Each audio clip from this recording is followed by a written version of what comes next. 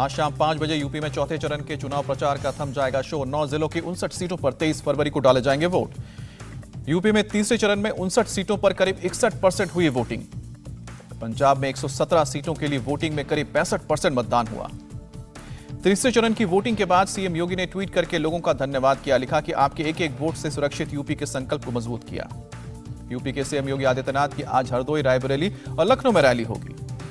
CM योगी हरदोई में 2 रैलियों को करेंगे। सुबह 11 बजे और शाम को शाहबाद में करेंगे रैली। हरदोई के बाद यूपी के रायबरेली पहुंचेंगे योगी। रायबरेली में भी 2 जनसभाओं को संबोधित करेंगे। रायबरेली के सरेनी विधानसभा में दोपहर 1 बजे और हरचंदपुर में दोपहर को 2:30 बजे होगी रैली। रायबरेली के बाद लखनऊ में होगी योगी आदित्यनाथ की रैली। सीतापुर रोड और लखनऊ पूर्व विधानसभा में जनसभा।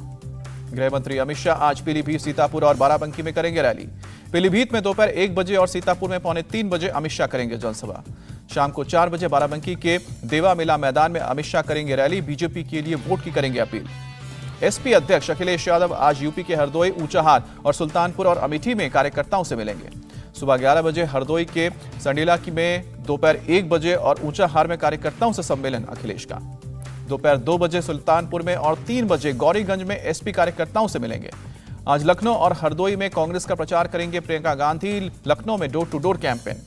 हरदोई के माधोगंज में दोपहर 1 बजे और लखनऊ के सरोजी नगर में 3:30 बजे public meeting. Asaduddin Owaisi UP के सुल्तानपुर में आज करेंगे रैली।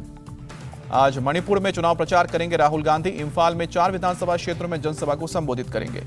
28 फरवरी और 5 मार्च को 2 चरणों में होने वाले मणिपुर विधानसभा चुनाव के लिए कांग्रेस कार्यकर्ताओं से करेंगे मुलाकात। अखिलेश यादव ने किया चुनाव प्रचार संहिता का उल्लंघन। सैफई में मतदान केंद्र परिसर में मीडिया से की बात चुनाव आयोग ने संज्ञान लिया। इंडिया टीवी से एक्सक्लूसिव बातचीत में सीएम योगी ने कहा कि करहल में समाजवादी पार्टी की जमानत जब्त होने वाली है। सीएम योगी ने इंडिया टीवी से कहा कि सपा का धुआं तो अहमदाबाद की घटना ने उड़ा दिया है। जिनके हाथ निर्दोष के खून से रंगे हों, उनका साथ देना शर्मनाक है। लखनऊ में अखिलेश यादव ने निकाली विजय यात्रा। कहा कि हार के डर से बदल गई है बाबा बुलडोजर की भाषा। अखिलेश ने कहा कि नफरत और लोगों को बांटने की राजनीति कर रही है बीजेपी। तीसरे चरण में भी हम बीजेपी से आगे। यूपी के डिप्टी सीएम केशव प्रसाद मौर्य का बयान है। कमल का बटन दबाने से आएगी खुशहाली, साइकिल का बटन दबाने से आएगी बदहाली। केशव प्रसाद मौर्य ने कहा कि साइकिल के बटन दबाने से सिर्फ अपराधी, आतंकी, माफिया और पैदा होंगे, इसलिए इन्हें बंगाल की खाड़ी में फेंक देना चाहिए। बीजेपी अध्यक्ष जेपी नड्डा का बयान। हम देवबंद, मेरठ, रामपुर, आजमगढ़ में एटीएस कमांडो सेंटर बनाएंगे और भयमुक्त यूपी बनाएंगे। पंजाब के सीएम चरणजीत सिंह चन्नी का आप पर तंज। कहा कि चारों तरफ से नाकारे लोग आप में जाकर राजनीति करते हैं। वोटिंग के बाद सीएम चरणजीत सिंह चन्नी का बयान। बोले कि दोनों सीटों से बड़े मार्जिन के साथ जीत होगी। दिल्ली के सीएम अरविंद केजरीवाल पर चन्नी का तंज। बोले कि पहले आरोप लगाना फिर माफी मांग लेता है केजरीवाल का काम। पंजाब के सीएम चन्नी ने खरार में जुटाया जीत का भरोसा। कहा कि कांग्रेस 2/3 बहुमत से बनाएगी सरकार। कैप्टन अमरिंदर सिंह का सीएम चन्नी पर तंज। क्या वो कोई जादूगर है जो 3 महीने में जादू कर दिए। कहा कि चन्नी और सिद्धू दोनों बेकार हैं। अकाली दल प्रमुख सुखबीर बादल ने कहा कि पंजाब में अकाली और बीएसपी की लहर, जल्द ही लोग अप्रत्याशित रिजल्ट देखेंगे। प्रकाश सिंह बादल का बयान है। बोले कि पिछली 3 पीढ़ियों से एक ही स्थान पर मजबूती से खड़े हैं। कैप्टन जैसे लोग टिकट नहीं मिलने पर दूसरी पार्टियों में चले गए। सिद्धू का अमरिंदर सिंह और बादल परिवार पर निशाना। कहा कि पंजाब को दीमक की तरह खाया, निजी स्वार्थों से बंधे होकर अपना व्यापार चलाया। आपके सीएम उम्मीदवार भगवंत मान की मां ने कहा कि हमारे लिए भगवंत बन चुका है सीएम, लोग उन्हें प्यार करते हैं। बजट 2022 की घोषणाओं को तेजी से लागू के लिए आज वेबिनार का होगा आयोजन। पीएम मोदी करेंगे संबोधित। शिक्षा मंत्रालय की तरफ से आयोजित किए जा रहे वेबिनार में शिक्षा और कौशल विकास के क्षेत्र पर पीएम मोदी करेंगे बातचीत। हिजाब विवाद पर कर्नाटक हाईकोर्ट में आज फिर होगी सुनवाई। हिजाब विवाद को लेकर कर्नाटक के कई जिलों में पसरा है तनाव। कर्नाटक के सीएम ने छात्रों से की शांति की अपील। हाईकोर्ट ने कहा था हिजाब पर बैन धर्म ही नहीं, अंतर आत्मा की स्वतंत्रता पर भी बैन होगा। कर्नाटक के शिमोगा में बजरंग दल के नेता की चाकू से गोदकर हत्या के बाद इलाके में तनाव। बजरंग दल के कार्यकर्ता की हत्या को लेकर प्रदर्शन। शिमोगा में पुलिस ने बढ़ाई सुरक्षा व्यवस्था। चारा घोटाले में लालू यादव को आज सुनाई जाएगी सजा। रिम्स में भी मौजूद रहेंगे लालू। ऑनलाइन होगी कोर्ट की कार्रवाई। चारा घोटाले के डोरंडा कोषागार से 139 करोड़ की अवैध निकासी का सबसे बड़ा मामला है, जिसमें लालू समेत 38 दोषियों को आज सजा सुनाई जाएगी। 3 दिन के दौरे पर विशाखापट्टनम पहुंचे राष्ट्रपति रामनाथ कोविंद। आज बंगाल की खाड़ी में नौसैनिक बेड़े की करेंगे समीक्षा। आजादी का अमृत महोत्सव को लेकर इस बार प्रेसिडेंट फ्लीट रिव्यू 2022 की थीम भारतीय नौसेना राष्ट्र की सेवा में 75 साल रखी गई है। कर्नाटक में वायुसेना ने रेस्क्यू कर छात्र को बचाया। नंदी हिल्स में खड़ी चट्टान से 300 फीट नीचे गिरा था छात्र। उत्तराखंड विधानसभा चुनाव को लेकर हरीश रावत का बयान, कहा कि जीत की तरफ जा रही है कांग्रेस, बहुमत के साथ बनेगी सरकार। यूपी में वोटिंग के बीच हाथरस में बीजेपी नेता की हत्या, सिर में गोली लगी, इलाके में तनाव। मौके से एक तमंचा और खाली खोखा भी बरामद किया, एसपी ने दिया है कार्रवाई का भरोसा। यूपी के मुरादाबाद के सिविल लाइंस इलाके में फटा सिलेंडर, 6 लोग घायल। देश में कोरोना केस में गिरावट जारी, एक दिन में करीब 20,000 लोग संक्रमित, 673 मरीजों की मौत हुई। महाराष्ट्र में कोरोना के 1,437 नए केस सामने आए, 24 घंटे में 6 संक्रमितों की मौत। मुंबई में कोरोना के 167 नए केस, 286 लोग रिकवर। दिल्ली में कोरोना के 570 नए केस, 4 संक्रमितों की मौत। कर्नाटक में पिछले 24 घंटे में कोरोना वायरस के 1001 नए मामले सामने आए, 18 लोगों की कोरोना से मौत। असम में कोरोना के 13 नए मामले सामने आए हैं, 309 मरीज हुए हैं डिस्चार्ज, 2 मरीजों की मौत। ब्रिटेन में कोरोना नियमों में ढील, पीएम बोरिस जॉनसन ने कहा कि अगले हफ्ते से कोरोना संक्रमितों के लिए सेल्फ आइसोलेशन जरूरी नहीं होगा। न्यूजीलैंड में संसद के बाहर वैक्सीन के विरोध में प्रदर्शन, वैक्सीनेशन की अनिवार्यता खत्म करने की मांग। कनाडा में पुलिस ने खाली कराई कैपिटल हिल के सामने की सड़क, अनिवार्य कोरोना वैक्सीन के खिलाफ चल रहा है प्रोटेस्ट। बठिंडा शहरी विधानसभा क्षेत्र में जबरदस्त हंगामा, अकाली कार्यकर्ताओं ने कांग्रेस कार्यकर्ता पर वोट खरीदने का आरोप लगाया। कांग्रेसी कार्यकर्ताओं पर अकाली कार्यकर्ताओं पर हमले का भी आरोप, गाड़ी का शीशा तोड़ने के बाद हवाई फायरिंग। घटना की सूचना मिलते ही मौके पर पहुंची पुलिस, पूरे इलाके में अब जांच। मुंबई के हयात होटल में तेलंगाना के मुख्यमंत्री केसीआर से मिले एक्टर प्रकाश राज। केसीआर सीएम उद्धव और शरद पवार से मुलाकात करने पहुंचे थे। विक्रम मजीठिया ने सिद्धू पर किया अटैक, कहा कि जनता सिद्धू के अहंकार और नफरत की राजनीति को नकार देगी। यूपी में दिल्ली मेरठ एक्सप्रेस वे पर एयर इंडिया के स्क्रैप विमान में बन रहा है रेस्टोरेंट, निजी कंपनी करवा रही है निर्माण।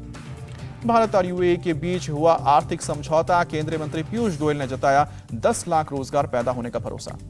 टीम इंडिया ने वेस्टइंडीज को तीसरे और आखिरी टी20 मैच में 17 रन से हराकर 3 मैचों की सीरीज में क्लीन स्वीप किया। वेस्टइंडीज के सामने 185 रन का था टारगेट, जवाब में टीम 167 रन ही बना सकी। निकोलस पुरन 61 रन बनाकर टॉप स्कोरर रहे। भारत की ओर से हर्षल पटेल और शार्दुल ठाकुर ने 3-3 विकेट चटकाए। रोहित ब्रिगेड ने इससे पहले 3 मैचों की वनडे सीरीज के भी सभी मुकाबले जीते। टीम इंडिया ने टॉस हारकर पहले बैटिंग करते हुए 184 रन का स्कोर बनाया। सूर्य कुमार यादव 65 रन और वेंकटेश अय्यर ने 35 रन की पारी खेली। भारत 6 साल के लंबे इंतजार के बाद आईसीसी टी20 रैंकिंग में पहले पायदान पर पहुंचा। इससे पहले टीम 3 मई 2016 को टी20 रैंकिंग में नंबर 1 बनी थी।